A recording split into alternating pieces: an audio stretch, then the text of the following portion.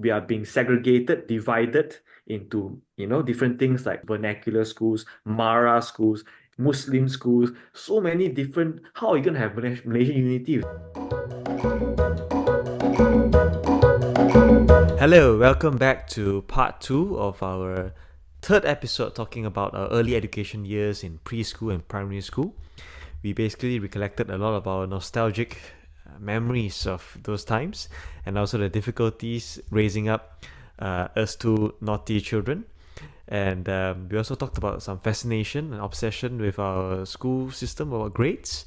And next, we're going to continue on with a part two, identifying some of the problems we saw as someone who went through the system, and as well as maybe moving forward, what can we do, and humble suggestions. But I think to structure our discussion more technically, I think we have to look at it in a few phases. For me, I was just thinking you have to structure an entire education, how you produce a functional, useful citizen, or human being, in fact. You have to put in a few phases. First phase, I think, the formative years, you probably want to teach certain values, right?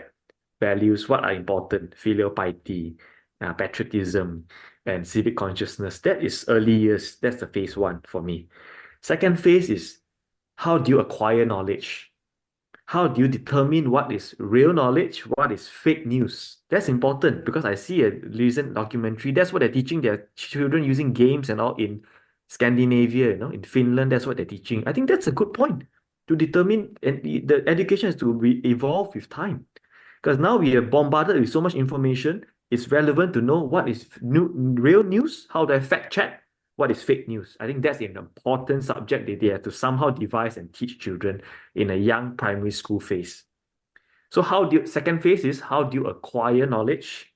How do you critically think? I think that's important. And how do you filter off this different stuff lah?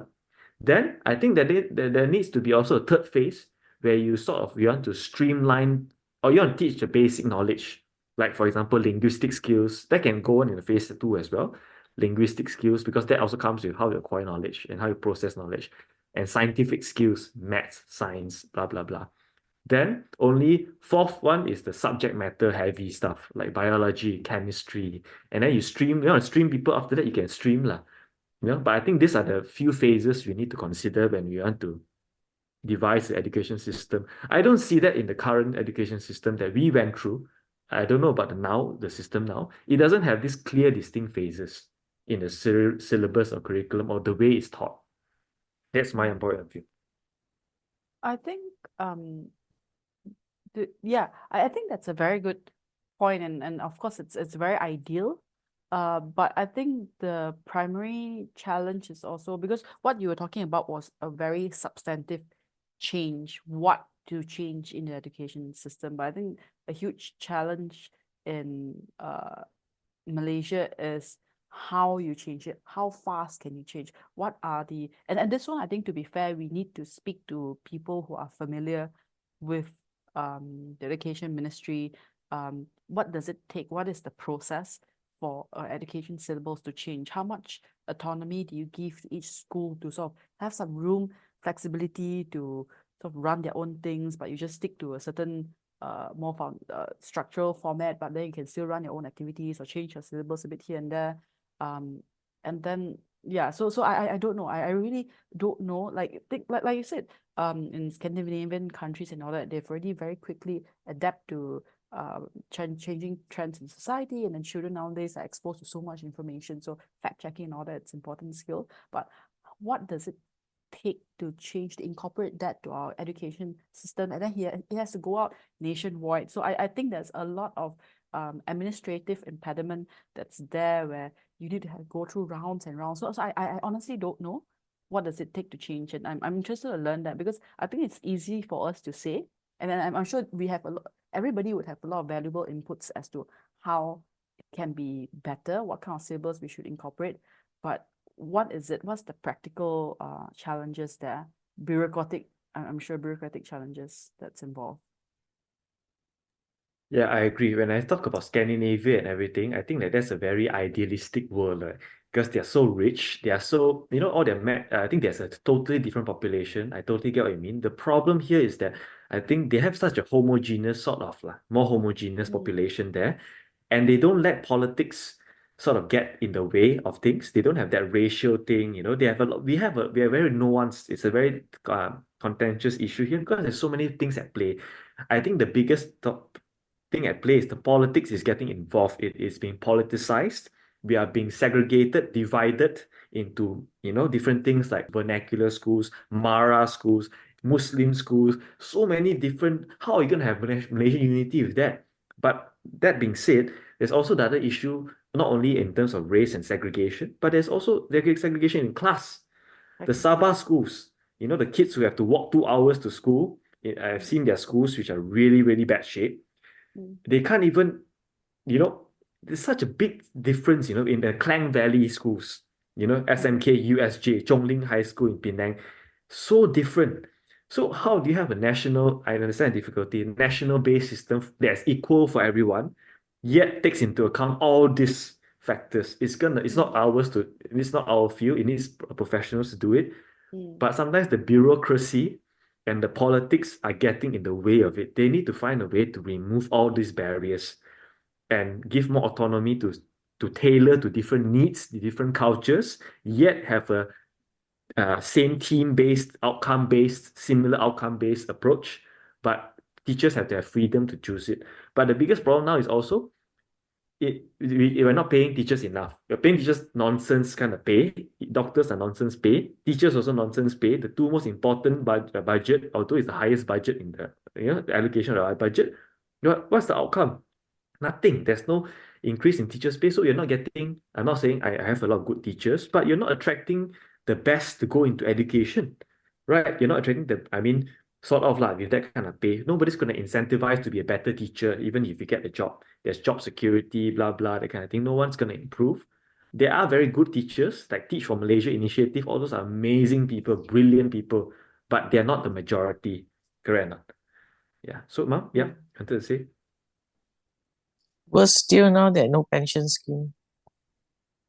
Well, I think I'm not the economist to talk about that, but I think sometimes, I mean, the pension scheme is not sustainable, in my opinion, for financial reasons for Malaysia. We don't have the amount of ability to maintain that. That's my personal view. But there needs to be some sort of balance between job security, yet we need to kick out those nonsense, like those teachers who are not performing, kick them out. Kick them out. You see, those teachers not attending school for months, half a year, and it's still in the system. Why are they in the system? It's in the news recently, right?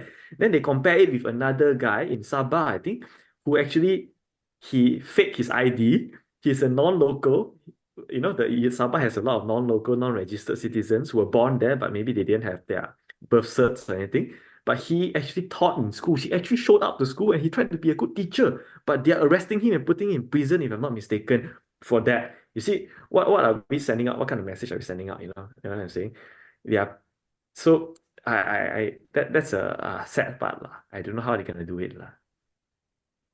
You need to get teachers who are actually working. For example, our aunts and a lot of our teachers, they are great teachers, but I don't think they get the recognition they deserve. Those great teachers. Did you mention life science just now? Life skill. No, I and I think don't. it's very important now. People like you all now don't know how to sew, don't know how to switch on the gas. These simple things school has to teach. Simple basic surviving skill. That's what kemahiran hidup is for, to make carpentry, make woodwork, some rack. I don't know what's the relevance of making racks there. I don't know. No, But change light carpentry bulbs. is. I mean, it's good. It's a good thing to have, but I Yeah. think like things like changing car tires. I mean, we learn eventually using YouTube lah. We don't learn it at school. Uh, and I understand what you mean, like home skills and everything. Yeah, that's not very uh emphasized on. But then I don't, again, and I think that all came in our secondary school lah. The yeah, kejahitan it did. and yeah, kemahiran hidup and all that. I think should be taught in primary. Primary. Yeah, and I think it's just, I think the whole state of the teachers lah. The teachers need to be great. It needs to be a supportive environment. A lot of major policy changes need to happen, unfortunately, which we feel a bit helpless to do. Yeah, that's. I mean, like for okay, personally, like okay, let's not look at such a broad macro scale. Like for me personally, what did I learn out of primary school? I mean, I remember those subjects are important, but I think more importantly, primary school is also an arena for you to learn human interaction, to make friends, social interaction. That's what it's for. Otherwise, you can do have homeschooling, everything alone in your house. Yeah, that you can do. That kind of subject based. Maybe they can do some of that, but not many households can have that also lah. So I think the interaction part where I have a good friend, if I can name him, one of my oldest friends and best friends, one of Mr. Lee. I just like I formed an important friendship with him, and he helped me build me to be a better person as well. You know what friendship is about: loyalty, values, and whatnot. And he actually, it was quite touching that he wanted, because I was his good friend.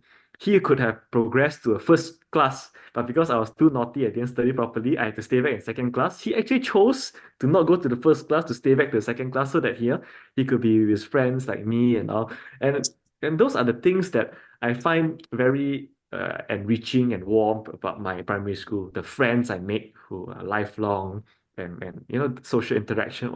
Those are important things in school that sometimes it cannot be put in syllabus. You just have to provide the environment for people to sort of even network at that age and learn social skills and how to treat one another. I think that's an important part of primary school lah. That should be done lah. Yeah. And primary school that time, you all learn to make your own toys. I remember we don't buy toys for you. You, Japheth, you, Shin, you all make your own toys. I think those are the skills that if the school can encourage, will be good. Creativity lah, creativity. Creativity. Yeah. But I think when you talk about toys, right, I remember it's not only toys, Rooney. I remember we had gang wars, mini gang wars. We created weapons. We actually had sort of mini gang fights at the abandoned food court behind our house until people cried. There were tears flowing in both sides. And but we still became friends. We still became friends until now. And those were interesting, good childhood memories, lah.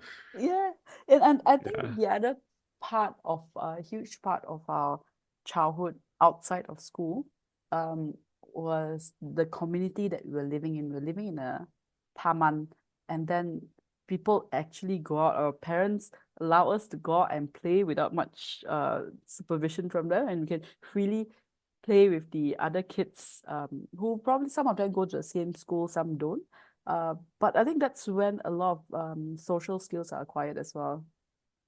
And I'm really not sure if that's something that people still do a lot, because nowadays there's a lot of fear of Crime, kidnapping, yeah. child, 5, 6 year old child, unsolved mystery, murders, and all. They live in different times sometimes. Yes, I remember I was the one who taught you all recycling. We started yes. recycling project in RA. So we get a loud hailer from RA. Then we go around asking people to recycle, is it? Was it asking people to recycle using the loud hailer? And you were playing, you were enjoying with the loud hailer, making all sorts of strange, was it loud hailer? I mean, recycling about what recycling? Was that food bank? Yes. Both. Yes. That one was not taught in school. Exactly. Environmental issue. We are missing a big chunk of our education. Informal education was big for us, Rooney, because we were blessed with such great parents, mom and dad, that we are missing a big chunk in our discussion here, aren't we? Because that big chunk and how we are more community-based is because of RA, Residents Association, Rukun Tetangga. Mom brought us in actively there, and she brought us in. We got involved in all the RA activities because you guys were committee in it, because you always taught us. You see, that's how you subconsciously taught us these things without having to teach us through a syllabus. you compared to certain of our neighbors who ask different questions. You ask different questions. Asking questions in that point of time in our age is important because you remember we are going to around recruiting all the our residents in Taman to join the RA and contribute to the community and make our community better. There were two types of people essentially. One who asks, "What can I do for the community?" And the other type of people ask, "What can I get from the RA?" So, we saw the difference and the values that you held. You are the group that says, "What can I do for the RA for free?" Then when we go around for membership drive, there are people who ask, "So what can I get from it if I join this 20 ringgit per year? What can I get out of it?" So 12 it's a, ringgit it's a per year. different mindset. 12 ringgit per year. So you taught us all this subconsciously, and it's still in our minds. And yeah, when we do things and what our values are. So those informal education, sometimes it's hard to teach in schools. The parents still has the responsibility of doing it, and they cannot just dump it on the tuition center or the school or the nanny or whatever. The parents have to play an active role, which you did. So we were very involved in the taman. We went for recycling stuff. We were involved in the nights performances. This was a Merdeka nice night, childhood. Malaysia And Day and celebration, I thought you're economics, doing your own business, selling vitagen. vitagen, Yeah, Correct. that's also home very incident. delivery. That was in Yeah, primary school, right? That one primary to secondary. I was still in primary school. Yeah. Oh, that's very So interesting. But coming back to RA, that had a very subtle but very impactful like it was very influential for me in the sense that first mom and dad is very involved despite them having to work, and then dad also on weekends have his own other sort of charity voluntary work that he was doing, but y'all were still very active in RA. Y'all were in the committee, and I always remember when it came to Malaysia Day, Merdeka Day, it's a very communal thing. Everyone get together, they wear traditional clothing, and then there's a whole event and all that. But I think what was very memorable for me was every time when there's events like this, mom and dad will always be one of the few last people to leave, because they'll be the ones who roll up the banner, clean up the chairs, stack up the chairs, and make sure everything is done. Then we go, and that I see that consistently. And it was not something that I pay a lot of attention to when I was that young, but I only realized this when I was in university. I think when I went to that event that mom did, the Women's Day thing, extraordinary women or something like that, and again, I saw you staying back, you're on the floor, you're rolling up the banner, and that reminded me how you and dad always do that. And that did that as well. That helped clean up the place and everything, even though that wasn't involved in the project. But that reminded me how much impact it had on me when I was growing up, seeing y'all do that. Y'all were always very responsible. Y'all were not calculative, even though you're not part of the organizing committee that year or whatnot. Y'all always make sure that when you can help out, clean up. Don't if you don't just abandon it and expect other people to pick it up. So I think that was something that taught me a lot about just being considerate, being kind. That's basically teaching civic education in a nutshell. That's what it takes. I think. Yeah. And it's because you're leading it by example. You're seeing your own parents do that, and you understand the value in doing that. So And I think so a lot of commendation goes to mom and dad. Not to say that we are, better than other people. No, no, no. It's just saying that I think we have to give you credit when it's due. So at least sometimes we are human nature, we are also lazy. We also can be self-centered at times, right? We also want to ask sometimes what we can get out of something. Not to say we're always so selfless and benevolent. No, not all the time, right? But you show that there is a value, at least there's a compass, there's a direction in your life that these are important stuff that you shouldn't compromise on. Even if you compromise on a bit sometimes from time to time, but it shouldn't be too much, you know what I'm saying? But it should still be a compass in life. And even if sometimes we know when in uni, I admit sometimes I'm a bit lazy as well, become president of this medical society and all. I didn't do much, honestly. I feel a bit bad. But at least, I feel guilt, because of these values inculcated in me. I feel like I should have done more. I looking back, I shouldn't have been, I should have done more, given more. So I think that was an important value lah. Yeah, true, true.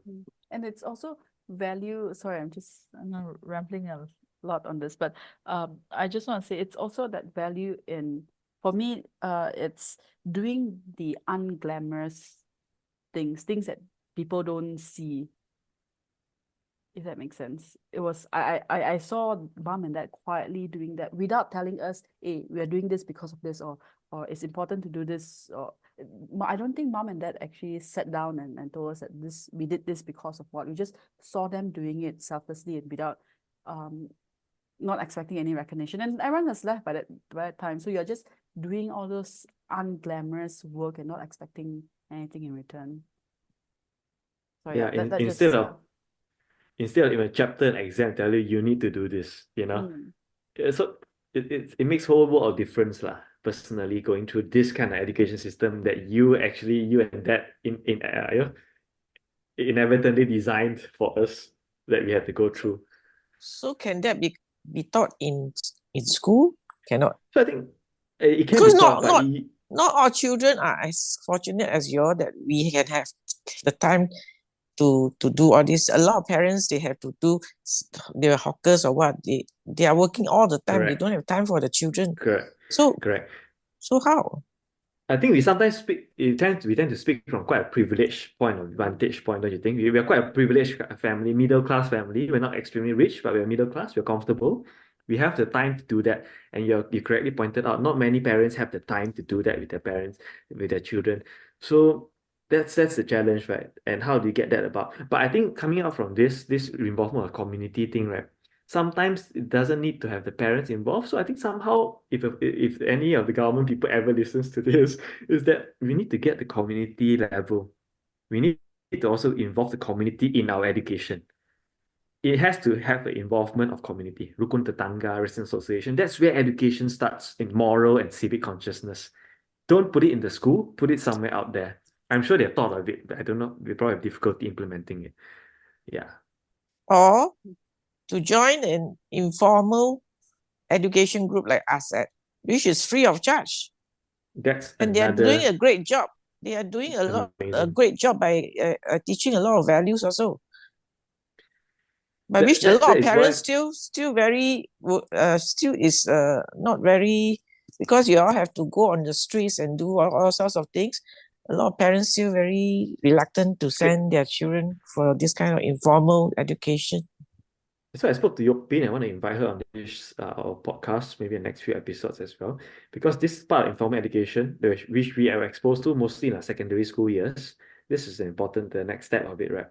Because I think because there's also a balance between nowadays, parents want to only be, a lot of parents want to focus on exam based. All these things are not in exam. So there's no incentive for parents to actually want to do this. And it's a huge, shift in the mindset of everyone in country, to not have an incentive in exam based to teach civic consciousness without a grade, yet they want to do it. Why would I want to ask my kid to go and help Gautong Royong in Resident Association when it's not gonna take away time from them going to tuition to improve their science, get straight A's and get into JPA and whatnot. So there needs to have some incentive also. I don't know how to go about it, you know. Yeah. And they somehow, the school don't encourage, somehow they discourage you. I still remember I was in a fix because if I take you out for this informal education, you have to skip some of your formal extracurriculars in school, which you then don't get marks. So I say hang Really? them. Yes, Really? because Did we skip? if No? yes, you have to decide whether you want to join the school extracurricular or whatever that got marks, or join the ASET activities, because ASET activities, some of the secondaries happen on I would weekends. imagine, I imagine there'll be clash in schedules. Like Yeah. like you might have, like for me, I might have basketball trainings on weekends if you want to play for the school team and all that. But by which time outside was not. When I went to high school, I didn't have so much of a problem. But maybe for you lah. So I think for people who listen, I think they don't really know what's going on with art set or why is this suddenly put. Then you give them a bit of context. You can explain it further in the next episode. I mean, a future episode. It's actually a NGO, right? It's NGO that focuses on community-based. Am I putting this right, Mom? In informal education, getting the kids together, doing cultural mapping of getting to know their community, their cultural roots, and their heritage, and actually coming up with some project lah. For example, it can be theater, it can be art, it can be music, it can be wayang kulit, it can be all this kind of locally more culturally relevant stuff as a mode of presenting it back to the Most community. most importantly, this is especially crucial for those jenis kebangsaan school. You don't get to mix with other Mm, races. In this mm, informal group setting, you mix with people from different backgrounds, from yes, different yes, races, yes. and then you become good friends with people like Natasha, Mm, mm. Sylvan, or That's any. that's our gateway to multiculturalism for us, wasn't it? And Yes. and not only multicultural, more importantly, not only multiculturalism, different classes of people. Different Because classes, different sometimes when you go age. to Yes, sometimes when you go to school, right, you may tend to mix with a lot of middle class or sometimes upper class, different people when you go to certain schools. So you don't get to know friends from different social economic classes. And that's where all the sense of privilege and entitlement comes in when you don't know friends personally or you don't mix enough with people from different people. So you feel like everyone, we are living in such a nice environment. Everyone's like you. Some people even have chauffeurs and whatnot, come from parents with super rich families. So I think this sense of entitlement and everything, sometimes it's there. Also, privilege is also there because of the people confined to in your school. Especially if you go to like private schools. I mean, who's gonna go to private school? You have to have some economic, that kind of ability.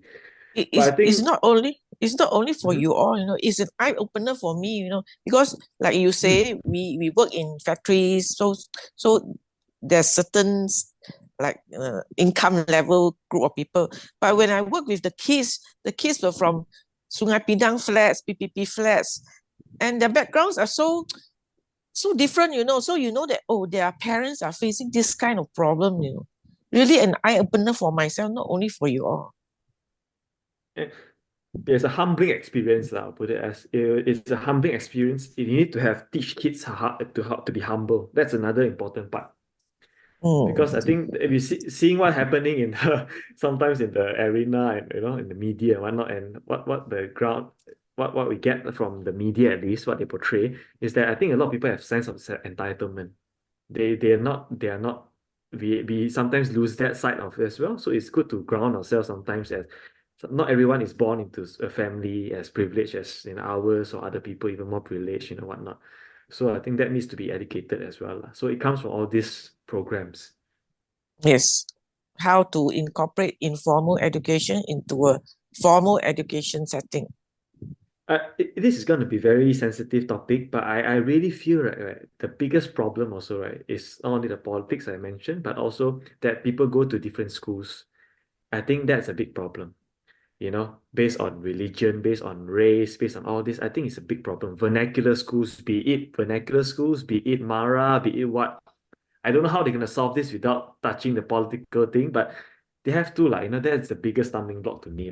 You cannot have a school going for teaching you one thing for all people of one religion or one race, and being so exclusive, and hope for national unity from rhetoric. I think it's just bullshit, lah. It's really bullshit. And it's so frustrating. I don't know.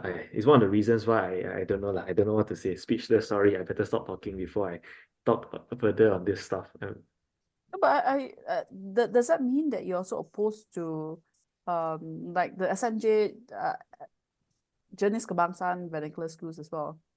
Like your Well, if Chonglings they and your if there are people who want to fight and remove vernacular schools, I say you have to remove every single school, if you know what I mean. That's okay. exclusive to people based on race or religion or what. You better remove everything. There's no removing certain parts and not removing certain parts. Remove everything. Everyone goes through the same national system that is improved and has a universal outcome. That kind of thing. So I think that vernacular schools are not helpful to the national narrative. But then again, it is not exclusive. It is just a language that is exclusive, right? I'm not going to bar you from coming to Chinese school because you're not Chinese. It's just a medium that we want to teach certain stuff in. So if you, any religion, any ethnic can come. But if you start barring people for something they are born into that they cannot change, then that's a problem, if you know what I mean. So yeah. And apparently from what I listened to BFM, a lot of these vernacular Chinese schools, right?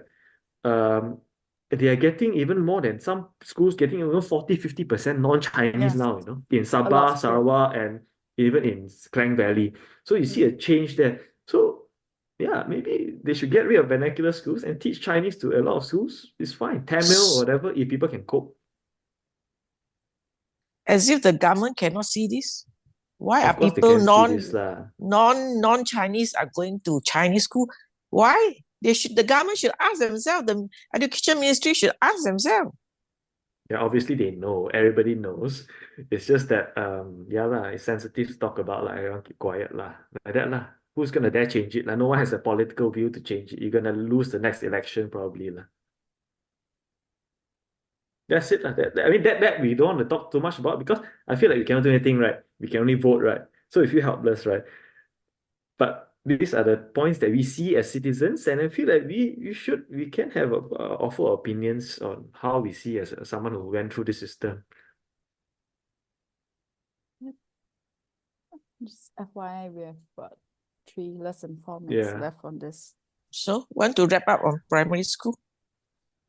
I think we talked very extensively on this. We should wrap it up, yeah? You all can start first.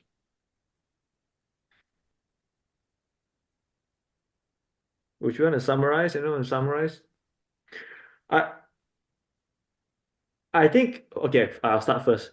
So from what we gather from so much things they talk about, right? It touches some on secondary school as well. But anyhow, the all-encompassing theme is that for me, what I say is remove politics from education, which you cannot do sometimes. Secondly, is the bureaucracy needs to go. And thirdly, more autonomy. And the whole system needs to change. Everybody knows that. But I think for our family, at least, what our takeaway was that the informal part of education, the parental responsibility is massive for us. The effect was massive on us. And it was parental plus community-based education plus a formal education, which forms whatever we are today lah. Might not be great. We didn't go to Harvard. We didn't go to some overseas education, which we can talk about later. But I feel like it's this needs to be emphasized. These three sectors. Yeah, I absolutely agree. I think that sums it up very well. But I just want to add on one part. I think Mom made a good point about the parental involvement in informal education, and it's only fair that not all parents, regardless of your social economic class, can afford to have the luxury of time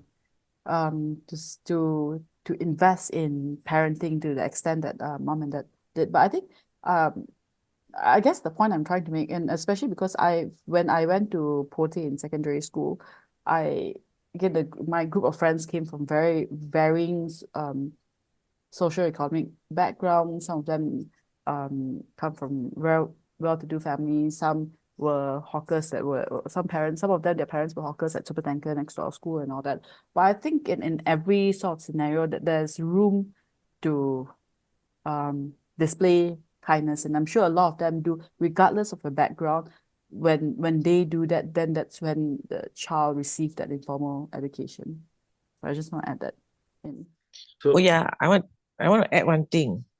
It's not that sometimes it's not that not only that the parents don't have the time to teach them the informal education, but the parents themselves didn't learn it. Didn't have a chance to learn it.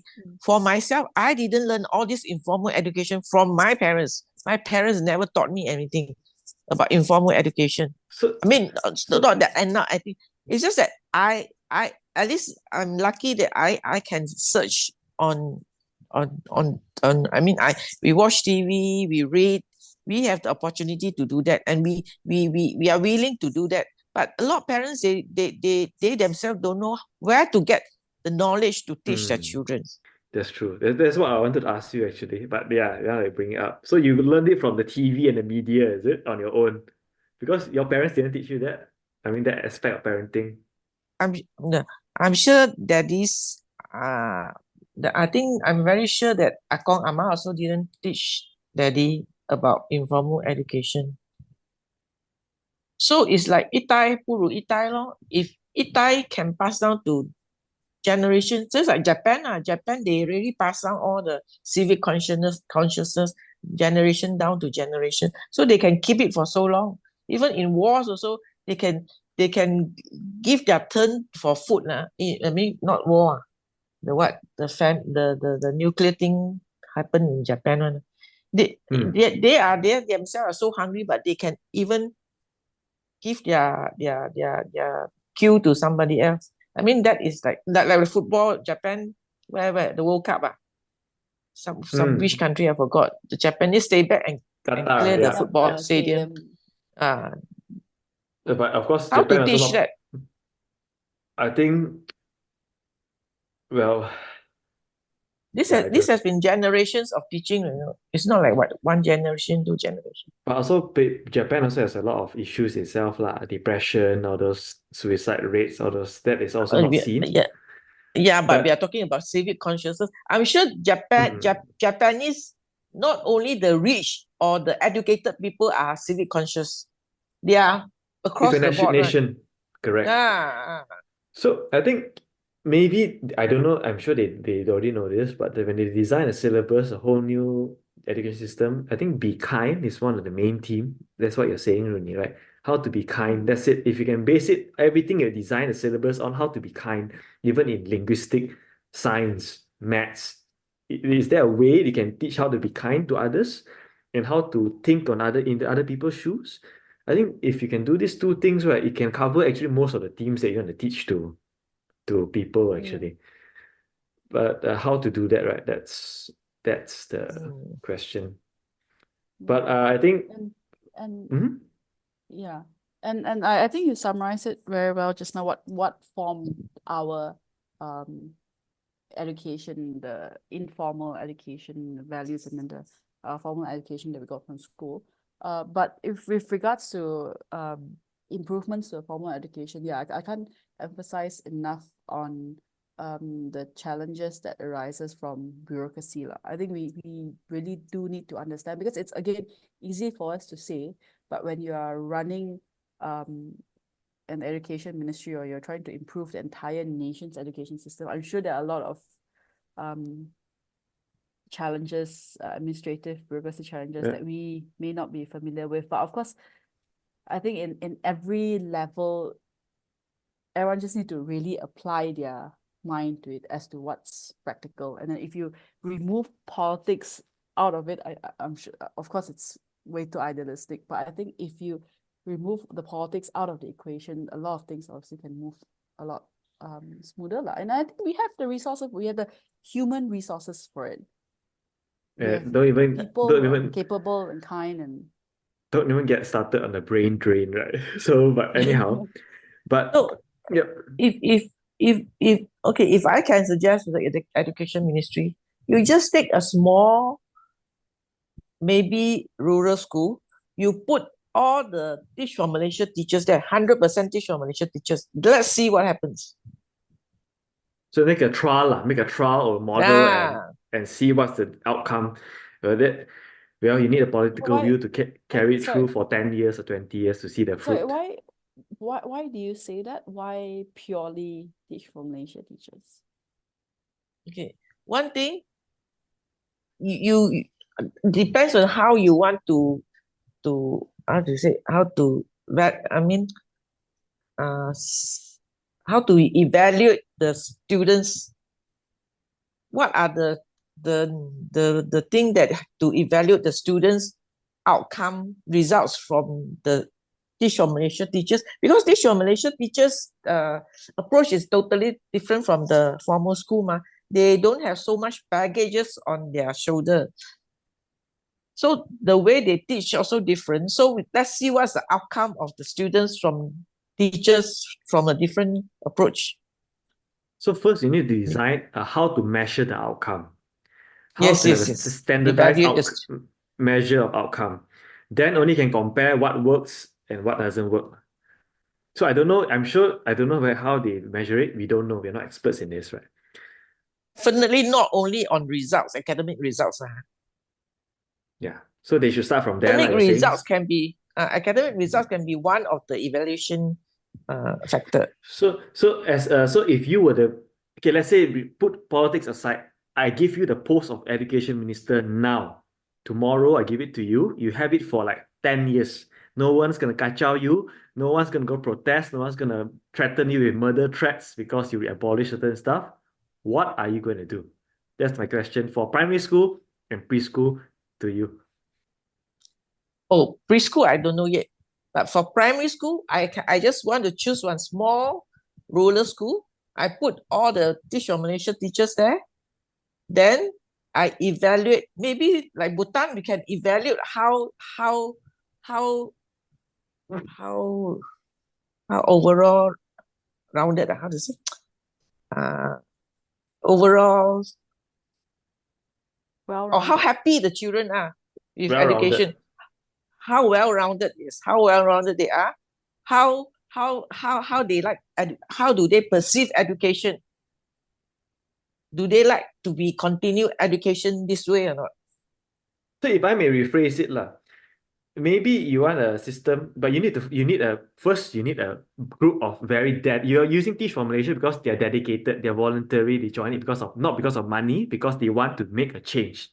So you need a dedicated, passionate group of teachers who can follow through for at least 10 years, 20 years. It's a long project. Secondly, you need a group of students. You choose Sabah because that was some poor rural district because that can prove a point that it can be done, right? That's the second thing. Then the third thing is you also need to compare it with another cohort, the standard cohort, which is the current system, and show that it cannot be, it doesn't work if you measure in that kind of. Then when you have these two comparison, you can say that this works, this doesn't work. Correct or not? It's of course there's a issue of ethical because you're using a bunch of students as the comparison to another pair, but it's okay. It should be done. It since you're the minister, you know holds barred. That would be what you would do lah, right? Okay, okay. Interesting. I think for me, not only on the policy sense of view, I think the teachers, you have to, one thing, one front to fight on is the policy, remove the politicians, and want to give a fixed tenure to someone who's actually good and passionate about it to change the policy. Second thing is to get a bunch of good, to change the whole teaching environment, incentivize teachers, pay them super high pays, attract only the best. Only the best can be, and actually go through interviews or whatnot, and only people who really want to change and teach can get the job. If not, you can't get the job. So whether we can do that, if you're given all the resources, I would do that lah, kan? If ideal world lah, that is what is needed lah, kan? Then yeah, that would be the first starting point But for it lah.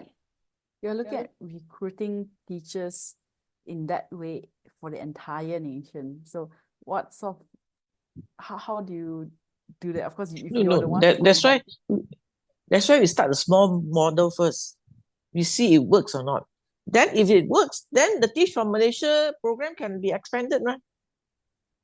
Yeah, but once you expand that Teach for Malaysia program, wouldn't it be the same as running present education system? Because the challenge is when it goes to a large scale.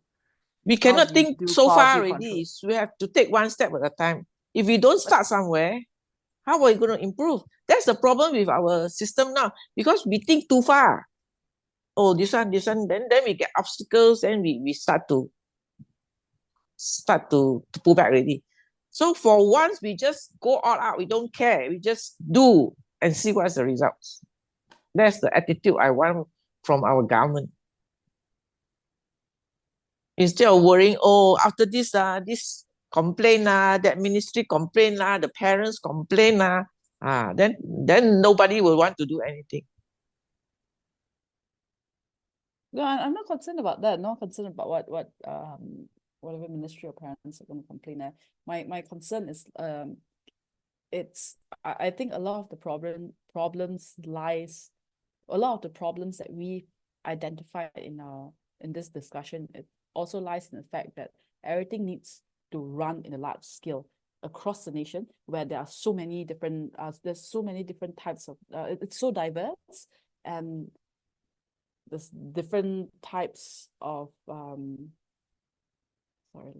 lost my train of thoughts. Like, yeah, we are the entire country. It's so diverse in racially, so diverse in terms of your socio-economic class, so diverse in terms of the facilities and resources that's available. Comparing like a kid in Klang Valley and a kid in Borneo, and then when I was in Sabah, I was literally in a kampong where students are taking sampans to school, and there are certain months that they don't go to school because the weather condition doesn't permit for it. So I think a lot of the problem is when you run or you try and run a unified system in large scale.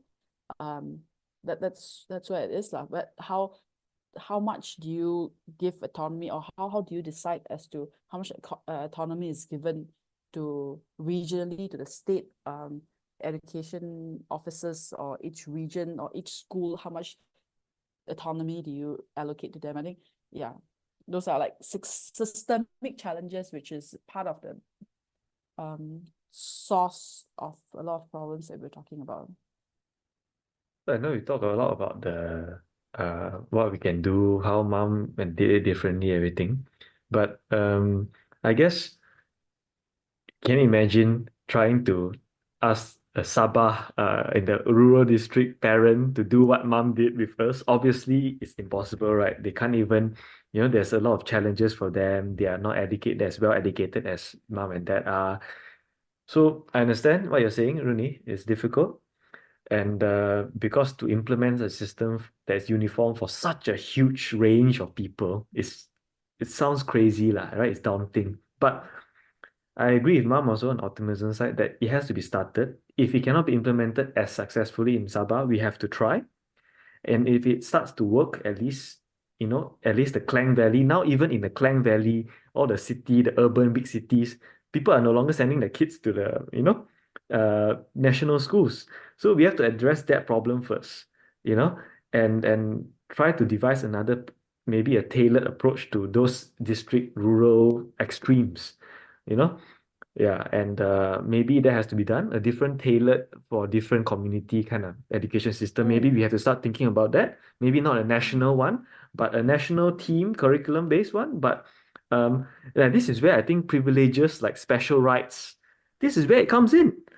Not on based on race or whatever, but on this kind of things. Needs. A Sabah kid cannot be competed on the same SPM results to go into university with a kid in PJ, right, with all the opportunities in education, accessibility and everything. Then there needs to be special tailored education for them and outcome assessment for them. Maybe that has to be done. Maybe that's a solution. I don't know. So, or you have to send all of these kids to a boarding school nearer to the city where they have equal access to education. Then they risk not having the parental aspect because the parents are in the kampung. So it's a give and take lah. It's difficult, more difficult than of course what we discussed today lah kan. I mean, to put it all realistically, even when they want to change the medium of teaching English in science and maths, it's also such a huge issue with our population and voter, and it caused so much media frenzy and everything. And on the ground, I don't even know whether on the ground the majority of the people are actually having the same resistance to it, or is it just what is played up by the media? I don't know. I don't know about it lah. So if even the huge majority are fighting over this kind of little things like more medium, I mean not little, this kind of medium education, how are we going to realistically do all these changes? Realistically, uphill battle, superbly difficult, no doubt. We have to put this as a disclaimer, right? But we're just talking all in ideal senses and everything.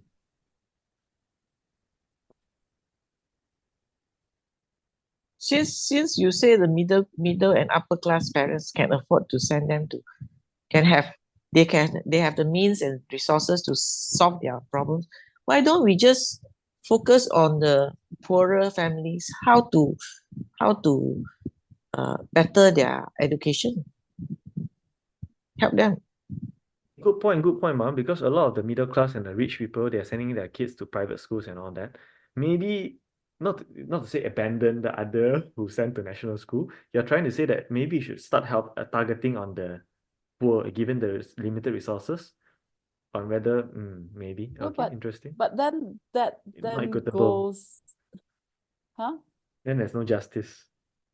Then that also defeats the whole idea of national unity, because now at the formative years and education level, everyone already so definitively speak by class. Yeah. But It's an evolution. If you start to improve the education for the poor people, then people, just like the Chinese people, why people are sending people to Chinese school, because Chinese school show the results. No matter how you sort of pressured the kebangsaan school, you don't give them budget, let them rot. They also can fight, and they can still attract people from non-Chinese families. So you just have to show your results that, okay, I focus on this, show results. So the middle class people will send their children back to national school. Yeah, it's a long run. You understand? It's a chicken and egg situation. Okay. Yeah. You understand? In that Chinese school, get so much pressure from the government. The government don't want to give money. Only a sensitive issue. Yeah. Okay. So I think we've talked quite a bit about this. I think let's wrap up. Who wants to summarize and wrap up? Summarize again. We summarize how many times? Okay, sure, fair enough. So I think today we conclude talking about primary and preschool and a lot of our childhood memories as well. And it's a good discussion to help us think and brainstorm that kind of thing. But realistically, still hard, but it's a good discussion. We need to start a discussion, right? So I think let's end this. And I think next episodes, I think in this education series, we'll focus more on tertiary education, matriculation. No, secondary. Secondary as well, and also how we are local grads. None of us are international grads in our family, and how those are topics that we need to talk about, and also get your opinion, talk about community-based education. Yeah, is that will be the direction going from here? Yep. And in between, I think we'll also drop some short episodes as well from time to time. Doesn't have to involve all of us. Can involve maybe me and Mom or you and Mom only. I think we can do some movie reviews, book reviews if you want to from time to time for those who are interested. Yeah? Okay? Yep. So thanks everyone for the time invested and good discussion. Good discussion. Why not? Why not? Enjoy the rest of your weekend. Yeah, enjoy the rest of the weekend.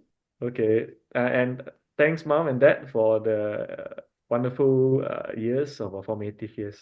You're welcome. And don't forget to wash my leg feet. Okay. Okay. Love you all. Bye.